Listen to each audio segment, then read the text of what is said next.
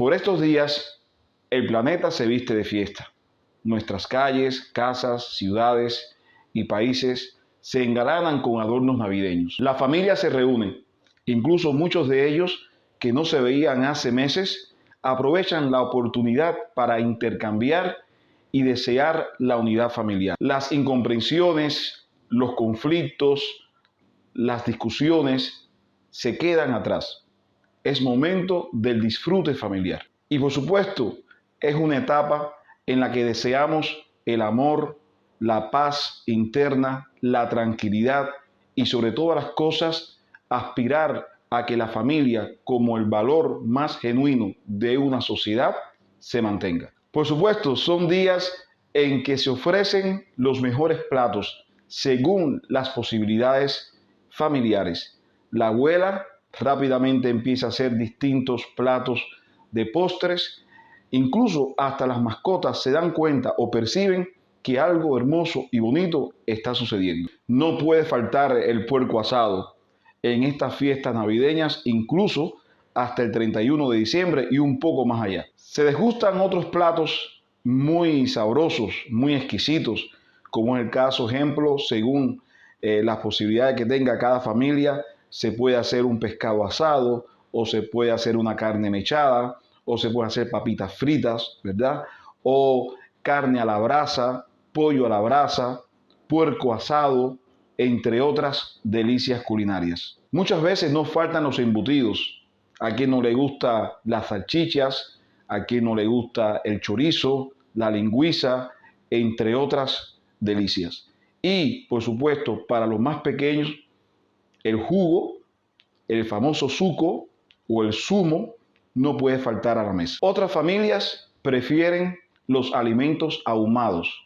Prefieren comprar una carne asada o una carne ahumada o un pollo ahumado, que es muy placentero para el paladar de cada una de las personas que forman parte de la familia. Y por supuesto, una buena cerveza fría y acompañado de un buen tabaco cohiba de nuestro país, Cuba, es una delicia. Y ustedes se preguntarán, ¿por qué todo este preámbulo? Este no es un canal Genomiciencia para transmitir conocimientos científicos. Pues nada, quiero dejarles en tiempos navideños, en días navideños, algunos consejos genéticos que van a permitir un mejor disfrute. Sobre todas las cosas existen todo un conjunto de alimentos que tenemos que evitar en lo posible. Y son alimentos generadores de sustancias tóxicas llamados xenobióticos, que nuestro organismo tiene la capacidad, por supuesto, de metabolizar y tiene la capacidad de eliminar a través de la orina, a través, sobre todas las cosas, de su gran órgano detoxificador, el hígado. Ejemplo, la carne muy asada, extremadamente asada, son generadores de benzopirenos. El hábito de fumar, la carne ahumada, muy rica en nitrosaminas, como el nitrito de sodio, el nitrito de potasio, el nitrato de sodio, los embutidos, bien, como un plato muy frecuente por estos días, son generadores de xenobióticos. ¿Y qué son los xenobióticos? Son sustancias tóxicas capaces de ser eliminados por las dos fases hepáticas, fase 1 y fase 2. En cada una de estas fases participan enzimas. Estas enzimas son proteínas. Estas proteínas son codificadas por genes. Y estos genes pueden tener variaciones en la secuencia de bases.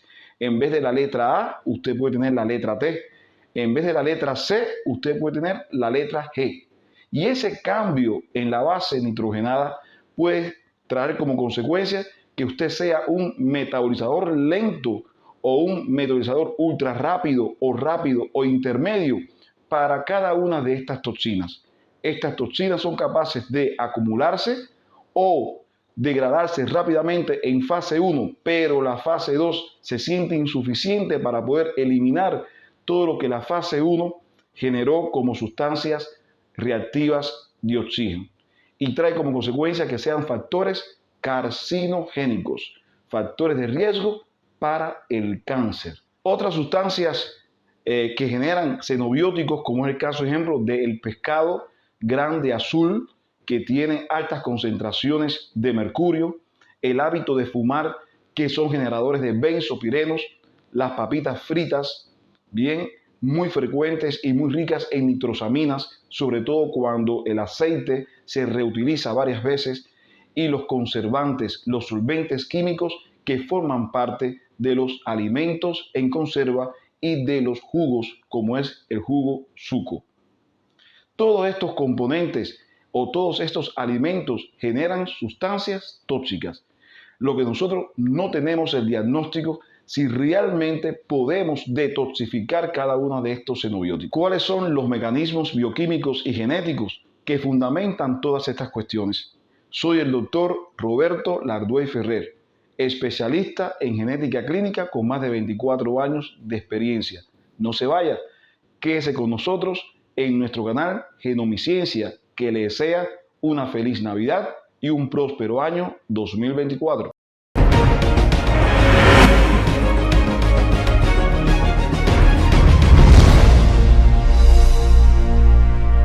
Bienvenidos al canal Genomiciencia, la naturaleza de lo que somos, con su anfitrión, el doctor en ciencias, Roberto Larduey Ferrer. Consejos genéticos en días navideños.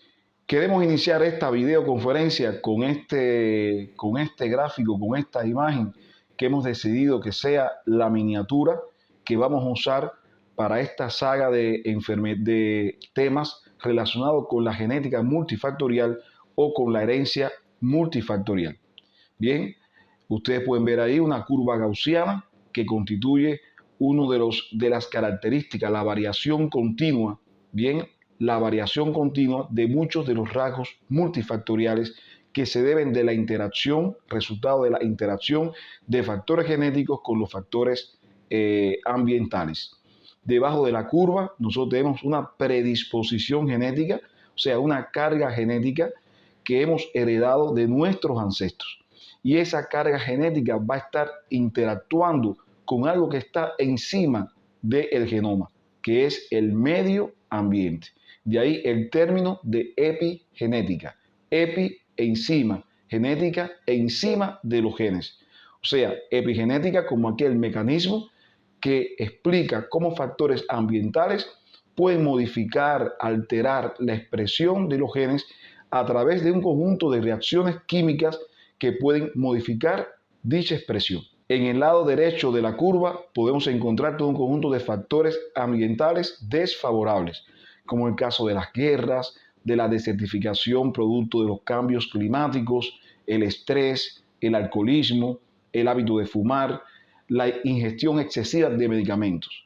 Y por otro lado, encontramos factores ambientales positivos, bien favorables, como es el caso de la práctica de ejercicio físico, tener campos verdes que nos brinden los alimentos necesarios, saludables para nuestra alimentación, así como también la unidad familiar y la ingestión de frutas y vegetales.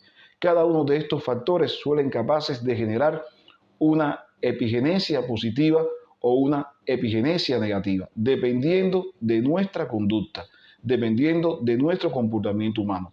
De manera que la herencia multifactorial nos brinda herramientas preventivas para mejorar nuestra salud, ya que no podemos modificar nuestros genes, ya que nosotros no podemos modificar la predisposición genética, sí lo podemos hacer modificando la susceptibilidad genética, modulando la expresión de nuestros genes a través de la práctica de ejercicios físicos, a través de la unidad familiar, a través de la ingestión de alimentos saludables, entre otros factores. Precisamente en la introducción de esta conferencia o de esta videoconferencia habíamos visto todo un conjunto de alimentos que son muy ricas al paladar y que forman parte prácticamente de nuestro patrón de alimentación. A quien no le gusta un pescado a la brasa, a quien no le gusta embutidos como chorizo, jamón a la brasa, a quien no le gusta un pollo frito o un pollo asado, bien a la brasa, ¿A quién no le gustan las papitas fritas en estos tiempos navideños, verdad? Y por supuesto, tomar una cerveza muy bien fría, fumar un cohiba o fumar cigarro que se asocia, por supuesto, a la cerveza. Y aquí tenemos un ejemplo de estrés, de un estrés laboral, pero también existe el estrés generado por el qué voy a comer para estos días, ¿verdad? Y que realmente generan un exceso de cortisol. Pero todos sabemos precisamente que la unión familiar, ese acompañamiento desde el punto de vista biológico, esa unidad, que en la unidad está la fuerza, desde el punto de vista biológico se acompaña de una liberación de oxitocina que puede cortar el eje del estrés. Y esto va a traer como consecuencia, en gran medida, de que exista una armonía familiar para resolver nuestros problemas. Precisamente todos estos alimentos inadecuados generan los llamados xenobióticos. O sea, ¿qué cosas son los xenobióticos? Son químicos sintetizados por el hombre que no existían en la naturaleza. Son sustancias tóxicas que una vez que el hombre es capaz de incorporarlo al organismo, tienen que ser obligatoriamente eliminados porque son factores carcinogénicos. Pero para hablar un poquito más de estos xenobióticos, es importante tener presente, ejemplo, la clasificación de las toxinas. Y las toxinas pueden ser de dos tipos. Pueden ser divididos como endobióticos o endógenos o xenobióticos o exógenos. En los endobióticos existen todo un conjunto de factores, existen todo un conjunto de elementos, como ejemplo, las sustancias que se obtienen de una disbiosis de la microbiota intestinal. O sea, cuando existe una disbiosis de la microbiota intestinal, un desequilibrio en este balance entre los gérmenes que se encuentran normalmente en la flora intestinal que defienden el organismo de cualquier patógeno y el patógeno propiamente dicho. Pero también, ejemplo, el metabolismo de los aminoácidos que son capaces de generar urea, amoníaco, ácido úrico, son sustancias tóxicas que se derivan del metabolismo de los aminoácidos. Y el estrés también se considera un endobiótico. Existe una lista interminable de sustancias tóxicas o toxinas endógenas que son capaces de provocar enfermedades en el organismo. Pero además de los endobióticos o toxinas endógenas, encontramos además los xenobióticos o sustancias exógenas. Bien, que también el organismo lo incorpora. Ejemplos de ellos, los químicos derivados de las industrias, bien, los pesticidas, los insecticidas, las dioxinas que se liberan, ejemplo, de la combustión de los tubos de escape de los carros, los policlorobifenilos, que son resultado de la industria eléctrica, los parabenos de los cosméticos y pastas de dientes, los hidrocarburos policíclicos, entre otros factores. Son sustancias xenobióticas capaces de generar problemas médicos cuando estos no son capaces de eliminarse a través de los procesos de detoxificación. Nosotros, en relación con los alimentos que hemos visto o que hemos mostrado en esta presentación en días navideños y para tratar de fundamentar, por supuesto, nuestra conducta alimentaria por estos días, hemos puesto en este cuadro, en la columna de la izquierda, el xenobiótico y en la columna de la derecha, los alimentos o el hábito tóxico que con más frecuencia se observan en estos días de fiestas.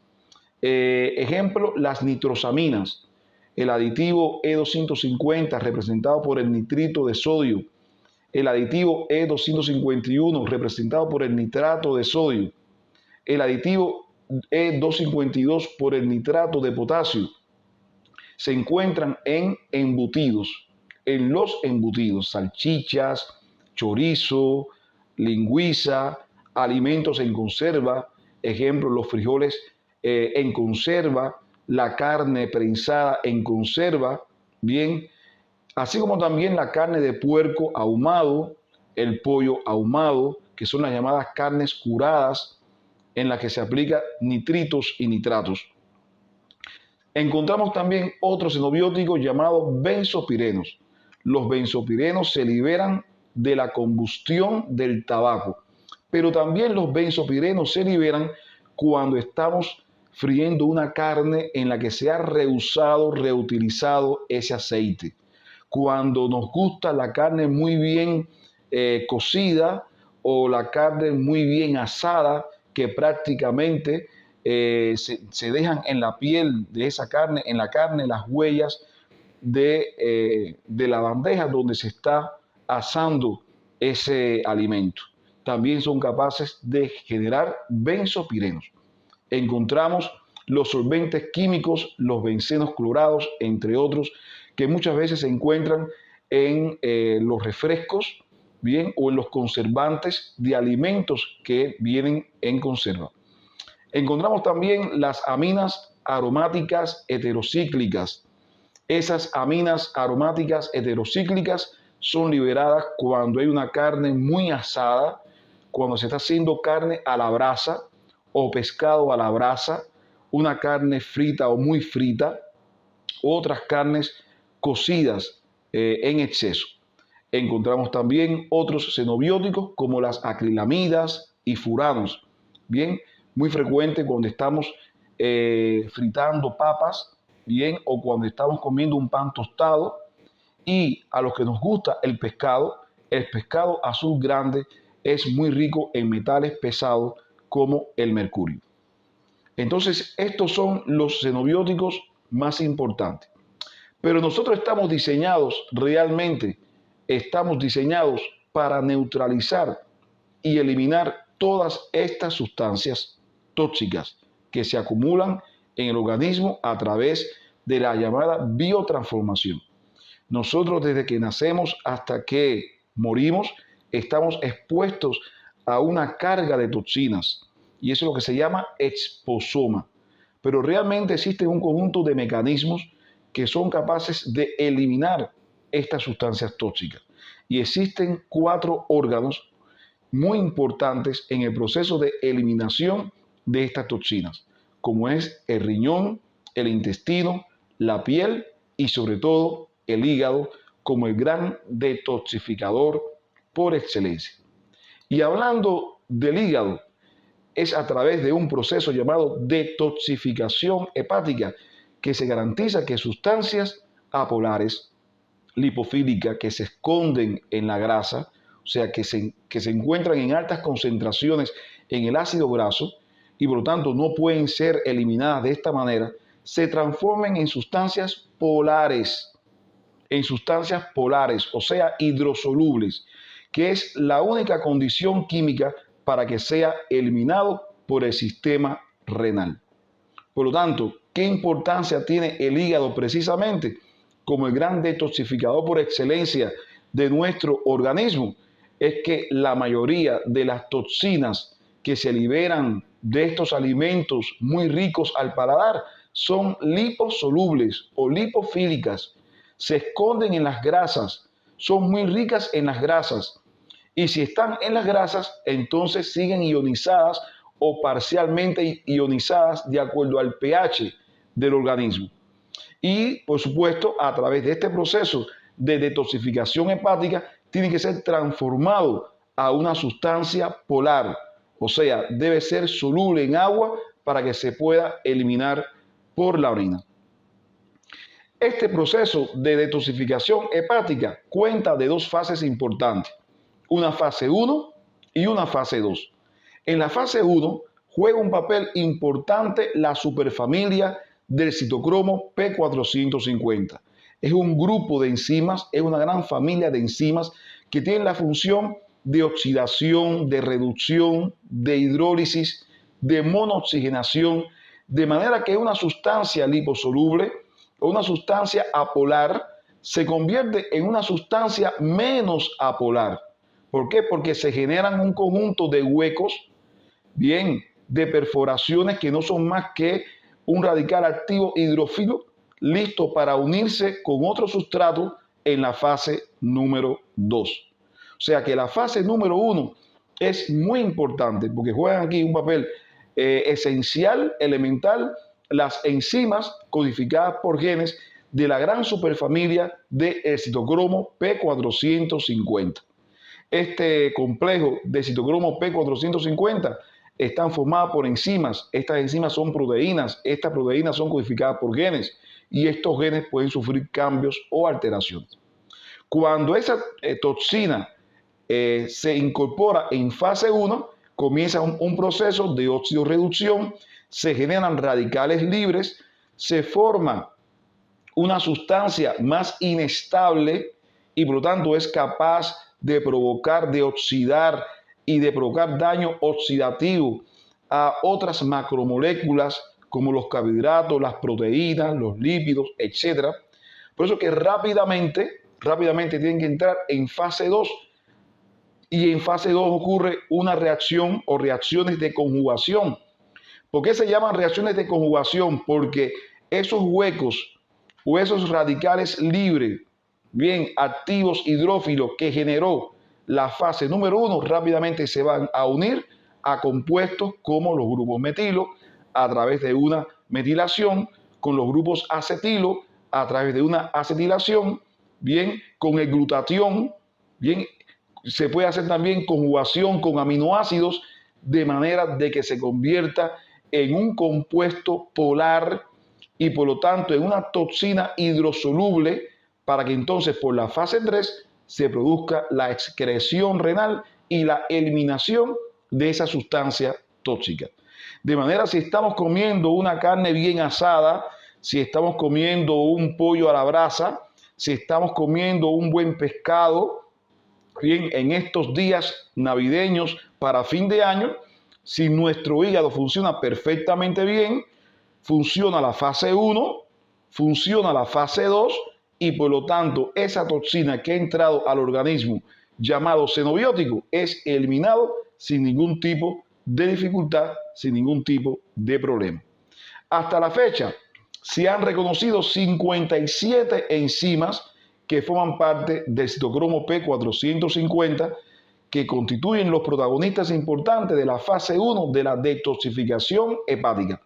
Pero ¿qué sucede, estimados colegas? Que estos citocromos P450 que aquí se generan o participan en la fase 1 de la detoxificación hepática son codificadas por genes. Son codificadas por genes. Entonces, aquí en este esquema vamos a ver bien, de una manera mucho más sencilla, ejemplo, como una célula intoxicada, en este caso por estas toxinas generadas por estos alimentos ricos en xenobióticos, bien, entran al hígado por fase 1 y por fase 2 se convierten en toxinas hidrosolubles y en fase 3 se garantiza la eliminación renal, que también puede ser eliminación biliar.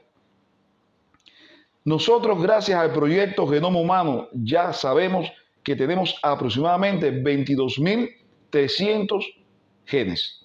Bien, nuestro genoma está conformado por 22.300 genes y somos iguales en el 99,9% de nuestra secuencia genómica. Por eso es que no existen razas. Bien, solamente existe una única raza, que es la raza humana, porque todos somos similares en un 99,9% de nuestra secuencia genómica. Sin embargo, gracias al HapMap Project, al proyecto de mapeo de haplotipos humanos, se pudieron descubrir que existen variaciones entre nosotros. Somos diferentes en el 0,1% de nuestra secuencia, que representan alrededor de 3 millones de letras.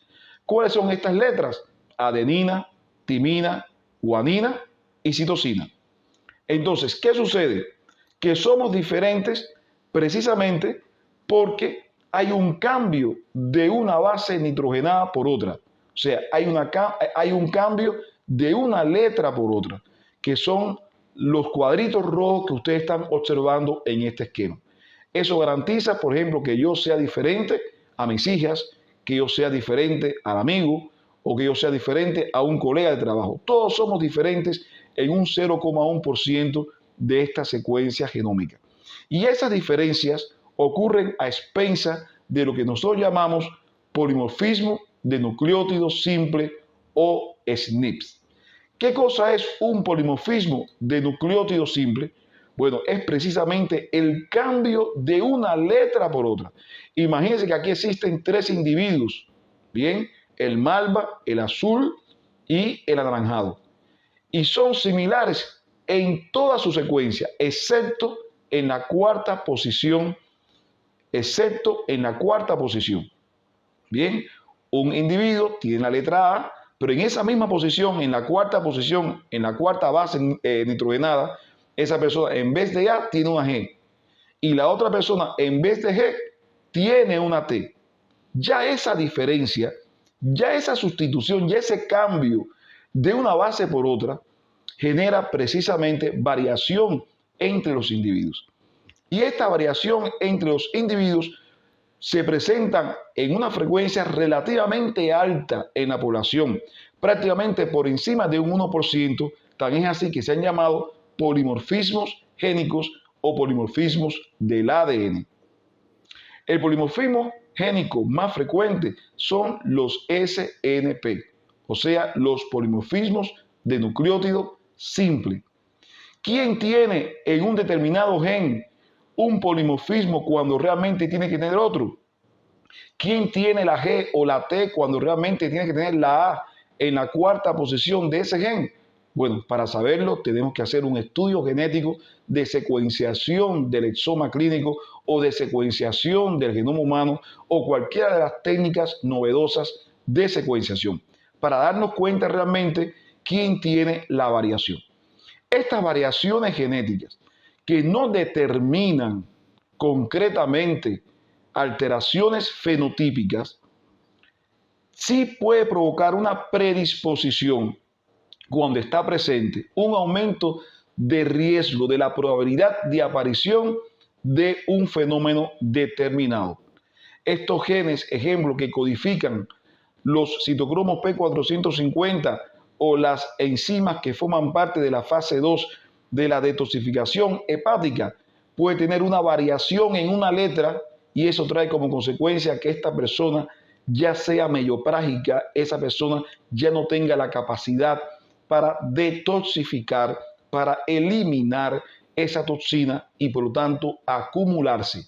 Y si esa sustancia tóxica, ese xenobiótico, se acumula, es un cancerígeno potente, es un factor que provoca cáncer en la máxima extensión de la palabra. En este sentido, entonces vamos a ver la relación de la superfamilia de los citocromos P450 y el estilo de vida. ¿Qué relación tienen esos SNP de estas enzimas que forman parte del citocromo P450 y el estilo de vida? No se vayan. Ejemplo, vamos a hablar de los solventes químicos y del benzopireno. El benzopireno, que es una toxina que los fumadores van incorporando al organismo. Bien, eso es una sustancia tóxica, bien, generado por el hombre y que lo incorpora al organismo a través del hábito de fumar. Nuestros niños que toman el zuco, muy sabroso, muy rico, ¿verdad? Tienen solventes químicos, tienen sustancias químicas, pero los solventes químicos también están presentes en los alimentos que son conservas. Ejemplo, las carnes, la famosa carne rusa enlatada, pero también encontramos las salchichas enlatadas o los frijoles enlatados o los garbanzos enlatados. Todos los alimentos que estén enlatados, que nos gusta tanto para tratar de ahorrar tiempo cuando llegamos del trabajo, ¿verdad? Generan sustancias tóxicas que son metabolizadas en el hígado. Ejemplo, a través de un gen que se llama CYP1A1, la familia del CYP1A1, específicamente asterisco 2A. Muy frecuente en las glándulas mamarias, muy frecuente en pulmón, muy frecuente en hígado, muy frecuente en placenta. Entonces, ¿qué sucede? Todos si tenemos la letra C, no hay problemas. Nosotros podemos detoxificar esa sustancia tóxica y llevarlo a fase 2 hepática. No hay ningún tipo de dificultad. Pero si hay un cambio de citosina por timina, ya el alelo T genera un riesgo de que esa persona sea un metabolizador lento, no metabolice los benzopirenos, no metabolice los solventes químicos, y eso va a traer como consecuencia en gran medida una alta concentración del xenobiótico y cáncer de pulmón. Y entonces mi pregunta es, aquel fumador inveterado, ¿sabe si tiene el genotipo CT, TT o CC? Bueno, si tiene el genotipo CC, no hay ningún tipo de problema. Felicidades. Son estas personas que cuando llegan a los 95 años de edad, que han sido fumadores inveterados, mueren de vejez y no mueren de cáncer de pulmón. Pero aquellos individuos que presentan una sustitución de la letra C por la letra T, generando un polimorfismo, ese polimorfismo no tiene ninguna expresión fenotípica, por lo tanto, ellos nunca se pueden enterar cuál es su genotipo, a no ser que se haga un estudio con paneles genéticos para evaluar, que existe, realmente existe. En España, en una empresa llamada Eugenomic, en un laboratorio llamado Eugenomic, ahí se realizan estudios para evaluar en paneles de genes el proceso de detoxificación hepática. Es un laboratorio dirigido por el doctor Sabater, un especialista de altísima estima y de experiencia, fundador de muchos de los estudios genéticos que se han realizado en España.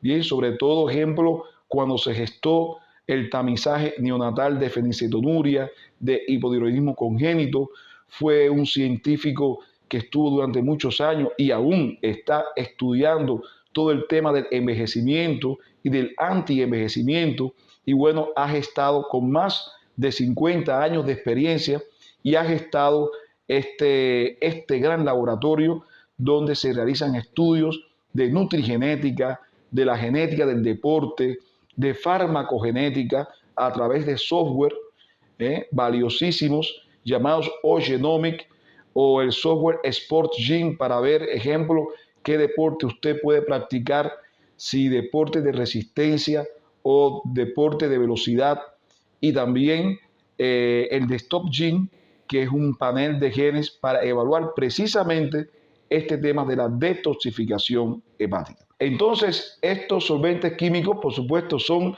metabolizados por el CYP1A1.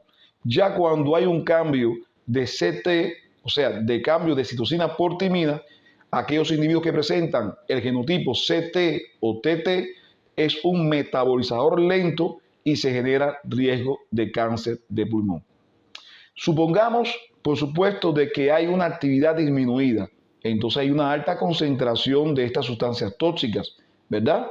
Y no pueden pasar o pasan muy lentamente a la fase 2. En la fase 2 hay un conjunto de reacciones de conjugación que no es que esta que estoy mostrando aquí sea absolutamente para este CYP, pero lo voy a ir mostrando poco a poco para que vean, porque existen varias fases de conjugación o varias reacciones de conjugación en la fase 2. Aquí estoy mostrando, ejemplo, la conjugación con la glutatión S-transferasa, bien, que permite incorporar el glutatión a estos grupos, bien, a esta sustancia, para convertirlo en una sustancia mucho más polar.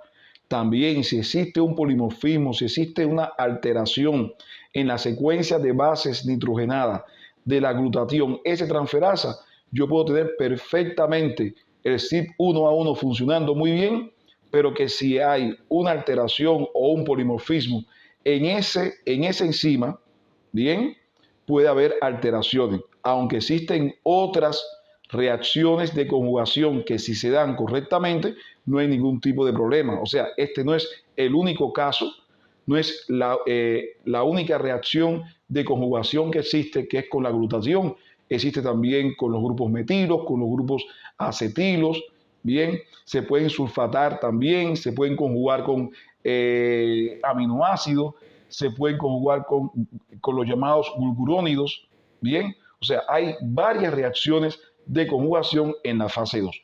Pero estoy mostrando aquí solamente la conjugación con la glutatión a través de la glutatión S-transferasa.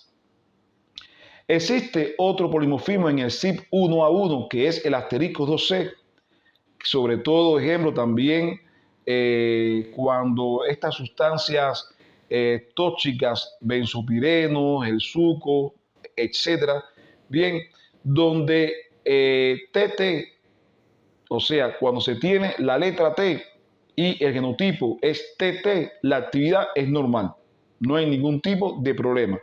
Presenta asterisco 1C, asterisco 1C. El polimorfismo está en el asterisco 2C, que es cuando hay cambio de timina por citosina. O sea, cuando ya se cambia la T, la letra T, fíjense que es un simple cambio de letra. La letra T por la letra C, entonces ya se cambia el aminoácido. En vez de ser ileusina es val-val. Y entonces provoca una actividad aumentada. Es un metabolizador ultra rápido o rápido. ¿Qué trae como consecuencia esto? De que exista una alta concentración de metabolitos intermedios que son altamente inestables. Y por lo tanto hay un aumento de sustancias intermedias aumentadas que están representadas con estos 3 círculos en rojo con sus radicales libres para conjugarse con compuestos químicos en fase 2. Pero la fase 2 puede estar normal, pero no es lo suficientemente efectiva para poder asumir esa alta concentración de metabolitos intermedios, generando también toxicidad y por lo tanto una alta probabilidad de cáncer de pulmón. De manera que además de los polimorfismos, debe existir un balance entre la actividad de fase 1 y la actividad de fase 2.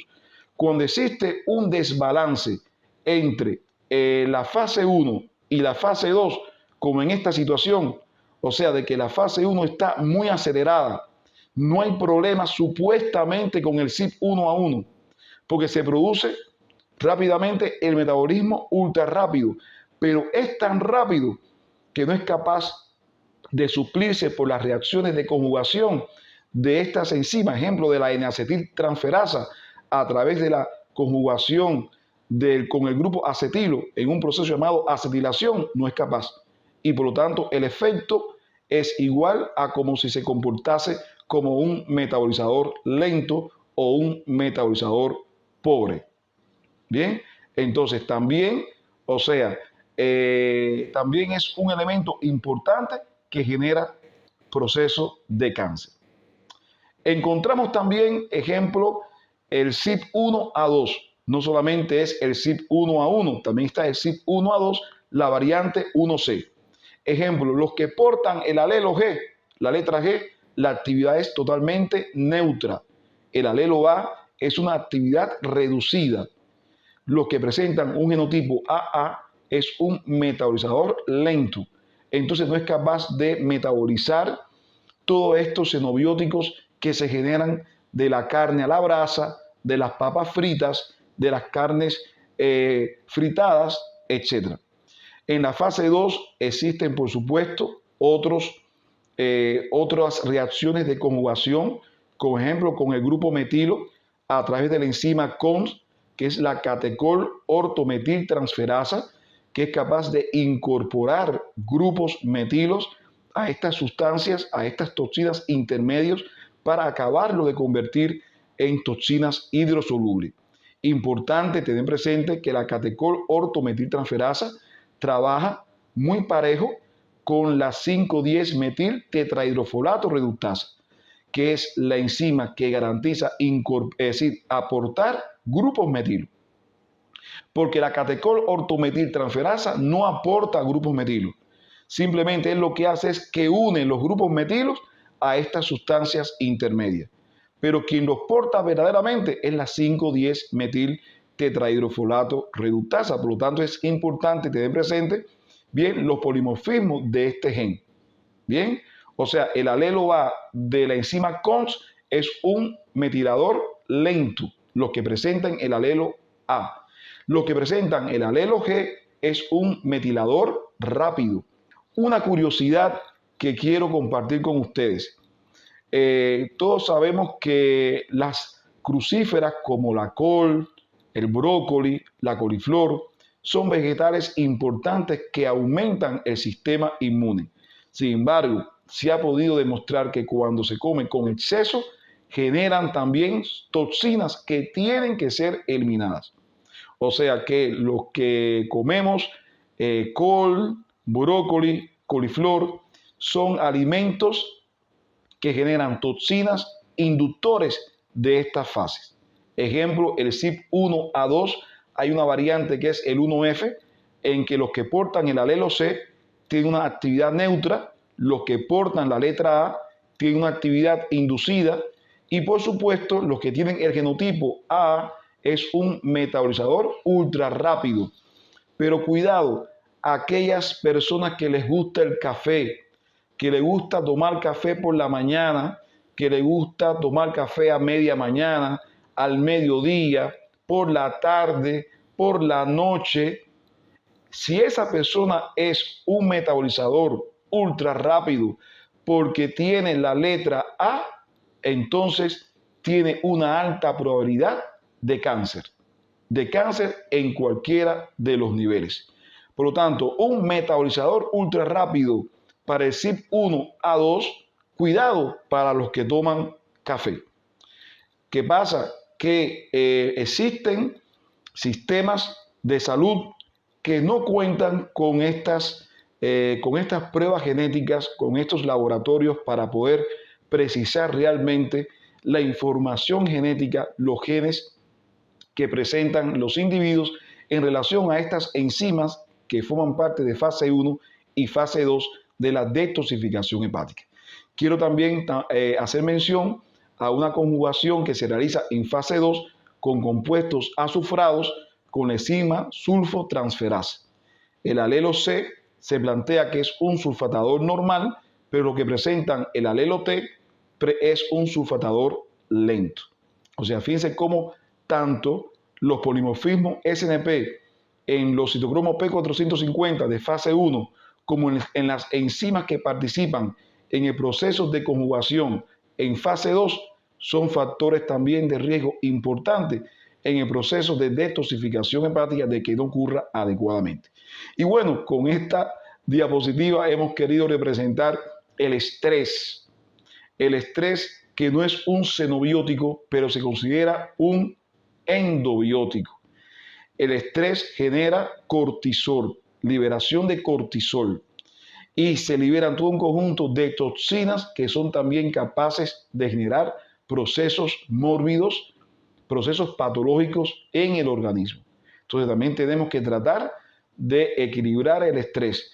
Tenemos que tratar de establecer un equilibrio, un balance a través de la práctica de ejercicio físico, ejercicio yoga, entre otros factores. Pero como yo siempre digo, uno de los factores importantes, sobre todo que uno pide para estos días navideños, es la unidad familiar, es el acompañamiento familiar. Porque ya está demostrado científicamente, biológicamente, durante muchos años, que cuando usted se siente acompañado de la familia, entonces el eje del estrés se corta.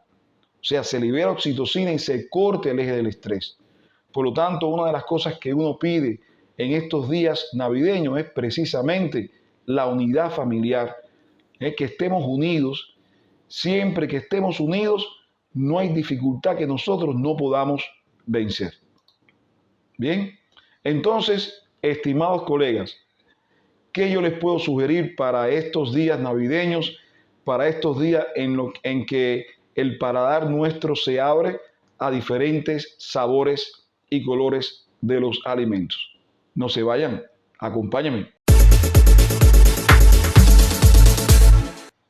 Uno de los consejos que les doy es, en lo posible, cocinar con condimentos, con especias naturales. Que no falte el ajo, que no falte la cebolla, bien, que son inmunomoduladores potentes. La papaya fermentada, perfectamente, si existe temporada de papaya o de frutabomba, esa frutabomba bien madura, un jugo espectacular, es muy saludable porque la papaya es un antioxidante potente, bien, y que mejora el estado de salud, en este caso, de las personas. Que a los niños pequeños en estos días no se le dé suco, ni se le dé refresco Coca-Cola, ni Pepsi-Cola, ni refresco gaseado, ni la llamada gasosa en otros países, sino se le dé un vaso de jugo de frutas naturales, sobre todo de cítricos, que son inmunomoduladores, que incrementan el sistema de defensa.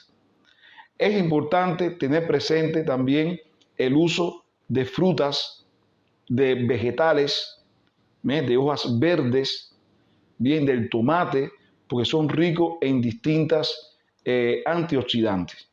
Ejemplo, existen muchas personas que tienen sembrado uvas, y me estoy recordando de mi vecina Iliana en Playa, bien, que tiene una siembra de uvas durante muchos años. Bueno, decir que la uva es rico en resveratrol, que es un inductor y que también es un compuesto químico que ayuda a la salud. En lo posible, en estos días, que no falte el tomate, porque tiene licopeno, es un antioxidante, bien, la cúrcuma, que también es un inmunomodulador, la cúrcuma en polvo, pueden realizar y pueden procesar, ejemplo, los alimentos, las carnes con cúrcuma, bien, las catequinas, al final ya cuando usted termine de cenar, bien, tomarse un té verde. El té verde tiene catequinas que también son antioxidantes potentes. También una cosa muy importante, y las personas que lo tengan, ejemplo, es muy frecuente para estos días comer frutos secos, y los frutos secos son ricos en selenio. Y exquisito un plato de hígado, de hígado encebollado, es una maravilla y tiene una alta concentración de cobre, y es realmente un plato para los que nos gusta el hígado, es un plato espectacular y que perfectamente puede sustituir una carne a la brasa o una carne de puerco a la brasa o un bistec de res frito. O sea, realmente el hígado es también muy saludable.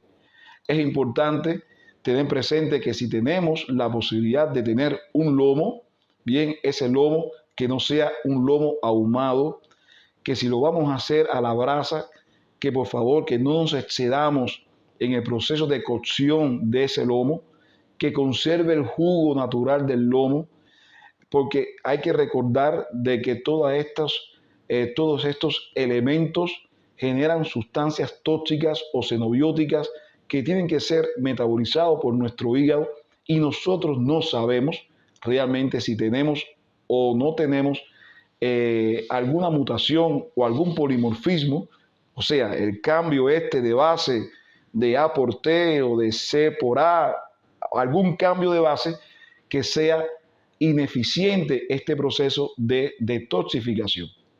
Yo les recomiendo para este nuevo año, bueno, una yuca con mojo, espectacular, que esa yuca esté rodeado de espinaca, de hojas verdes, de cebolla, de ajo, o puede ser también un pollo, que sea un pollo en salsa, con la salsa adecuada, justa, a la medida, bien, acompañándose también, por supuesto, de vegetales de todos tipos, como pueden ser los pimientos, el tomate, la lechuga, bien, y el jugo, por supuesto, para todos nosotros, de frutas secas. Bueno, precisamente con esta conferencia quiero agradecerles a todas las personas que me han acompañado durante estos escasos 2 meses en que el canal Genoma y Ciencia ha estado al aire. ha sido una bendición para mí. Realmente ha sido un proyecto que dentro de lo posible voy a seguir manteniéndolo para el año 2023 con otros enfoques, con otra dinámica. Sobre todo vamos a ver si podemos hacer un poco más de videoconferencias relacionados con acciones preventivas de salud, es decir, la genética y la prevención en salud, pero que en esta primera etapa hemos querido priorizar un conjunto de conferencias de la asignatura de genética médica en el segundo año de medicina en Cuba, con el objetivo de que los estudiantes tengan una herramienta valiosa para poder adquirir los conocimientos. Les deseo una feliz Navidad, les deseo un próspero año 2024, que todas sus metas se cumplan y muchísimas gracias por acompañarme en este desafío. Quiero terminar con una frase: no existen genes ni buenos ni malos, existen conductas humanas buenas y malas. Hasta el próximo año 2024. De esta forma finalizamos la videoconferencia, no sin antes recomendarle que se suscriba al canal y si le gustó, regale un like.